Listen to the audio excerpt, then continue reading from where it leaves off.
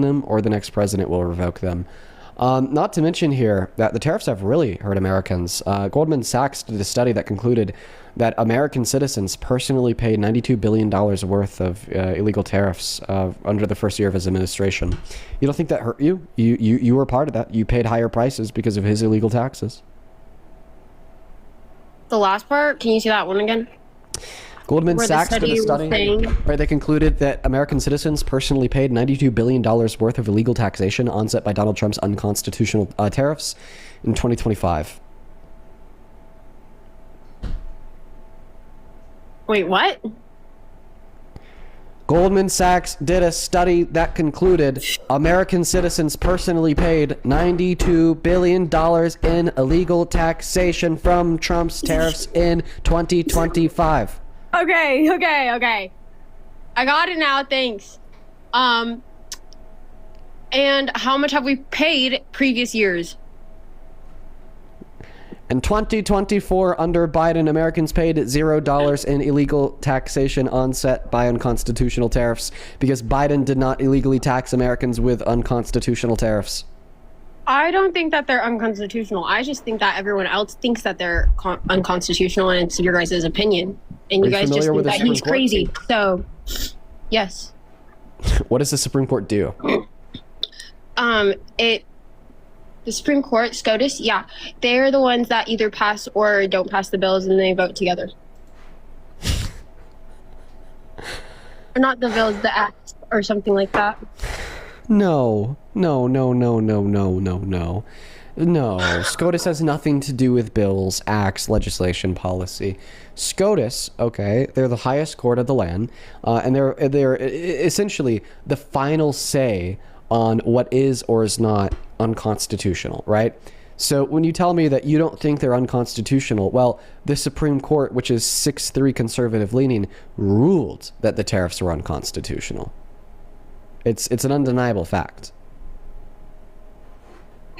Wait, so they ruled it was unconstitutional. Why?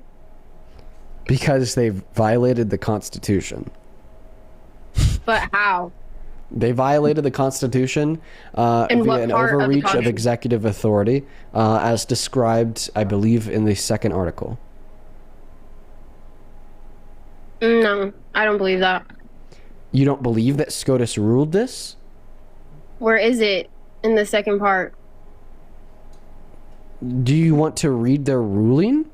Like, yeah, because I don't believe that it's unconstitutional. So then, okay, so you disagree with the Supreme Court? Saying that it's unconstitutional? What's going on? Yeah, are you a lawyer? No. How many amendments are there to the Constitution? 27. Because you've heard me say that before. Okay, name 4 amendments. No, I actually just thought of it. That's why it took me a second. And how many articles? That one, 28 or something. I probably got that one wrong, but yeah. Bro, no. Preamble plus something. Okay, so it doesn't seem to be the case that you know literally anything about the Constitution, but you know more than the Supreme Court?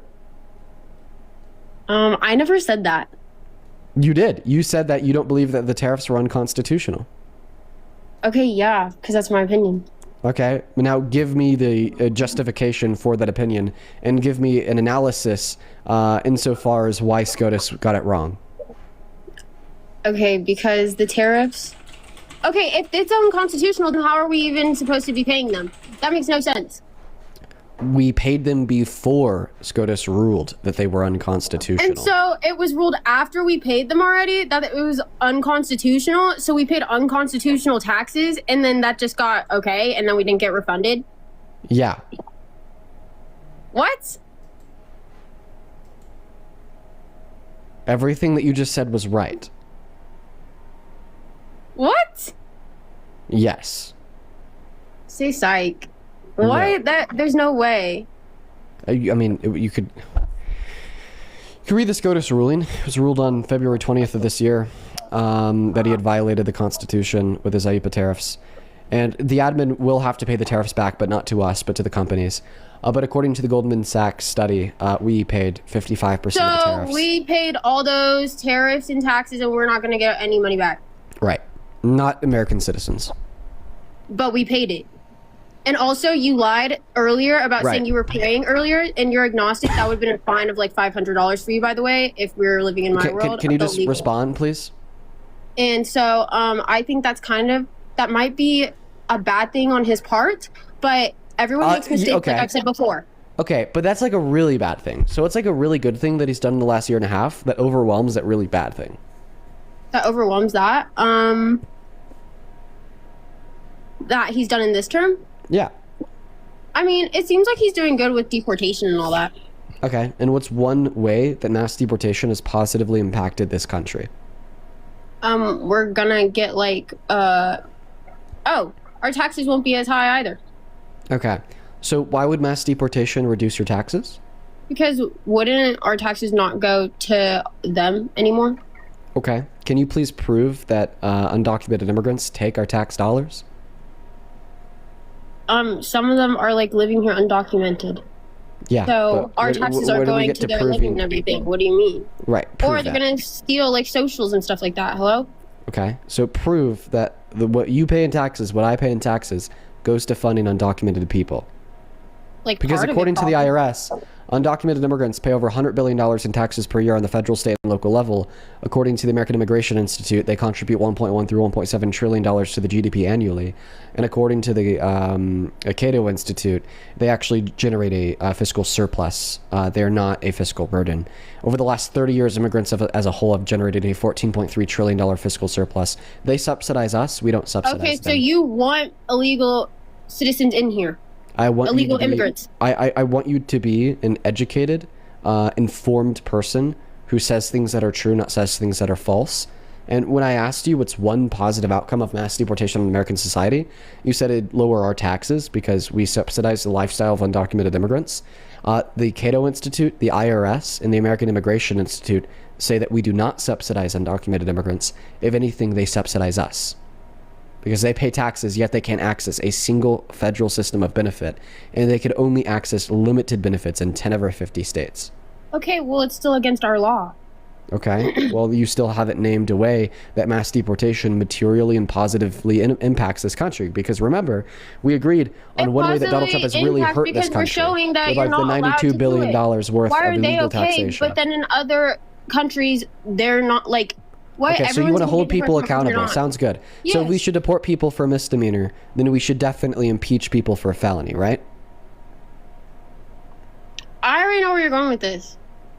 I mean, if you want everybody to be held accountable for the law, let's not allow a felon to walk away scot-free from any accountability for that felony. How is he walking since sitting presidents because sitting presidents can't be prosecuted. Because sitting presidents have immunity for the crimes that they commit in the Oval Office.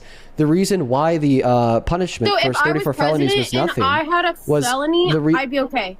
The reason why his punishment for his 34 felonies was literally nothing is because they didn't want to send the sitting president to jail because that would be a national emergency. Plus, you can't prosecute a sitting president. So if I was president, I could have like whatever felonies and I'd be fine. Yeah, you could commit felonies. In many of those circumstances, you'll have presidential immunity. But in the circumstance of Trump, he was able to get away with 34 felonies and see no jail time because the judge didn't want to send a sitting president to jail. And how do you know that the judge didn't want to send him to jail, though? Because he was found guilty of 34 felonies that at max carried 10 years per felony, and his total sentence was nothing.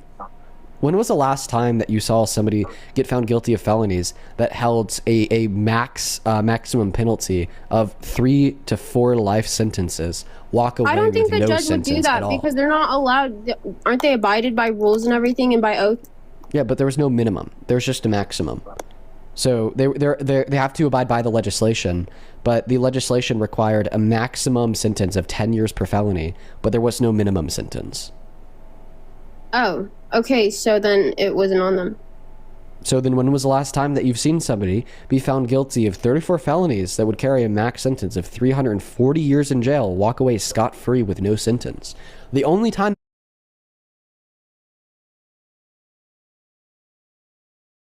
that's ever happened is to Trump.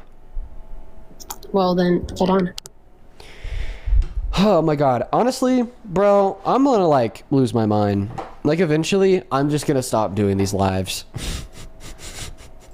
One day. I don't know. It's hard sometimes. It's hard sometimes talking to these people. Hey, Lord T, thank you so much for the $20 over on Super Chat. I really appreciate you, Lord T. Let's get 200 Lord TWs. I really appreciate you. Thank you, thank you, thank you. Lord T with the 20 says, I'm starting to think that people need to take citizenship tests similar to immigrants before they could vote. This is so bad that people like this can vote but don't understand American civics and government. So true. Thank you for the $20. I appreciate you, Lord T. Thank you for always being a rational voice in the insanity. Also, thank you so much, King, for the $10, who says Prenzel Olympics. Thank you, King. Super true. Let's see here, as well as over on Venmo. Thank you so much, Tony, for the $10, who says, for my socialist soup sandwich. Well, thank you for the $10. Thank you, Tony. Show some love to Tony in that chat. Bethany, thank you for the $2. And Miss Lori, thank you so much for the $50 donation. Lori, you were awesome. Let's get 500 Lori W's in that chat. That is Lori. Thank you so very much for that love and support. 500 Lori W's down below. Lori with a 50 says, Dean, my family's divided by politics. We are of Mexican descent and they still support Trump. Keep up the great work. I admire your drive and determination to educate the MAGA morons, including some of my family. From Miss Lori. Miss Lori, thank you for the kind words. I'm so happy that I'm able to help maybe try to influence the political beliefs of your family. And I'm so sorry to hear that you live around so many MAGA crazies. Thank you for the $50. That is beyond kind. That is a shit ton of money. That certainly goes a long way in the small town that I live in. I'm very, very grateful. Let's get 500 Lori W's. And Rebel, thank you so much for the $5 as well. John, thank you for the $25, who says from Emily. So Emily, thank you for the $25. Emily with the 25 says, hey, Dean, my wife and I are huge fans of you and your cause. She will probably catch this in a VOD. Can you tell Lauren hello from the past? Thank you for everything that you do.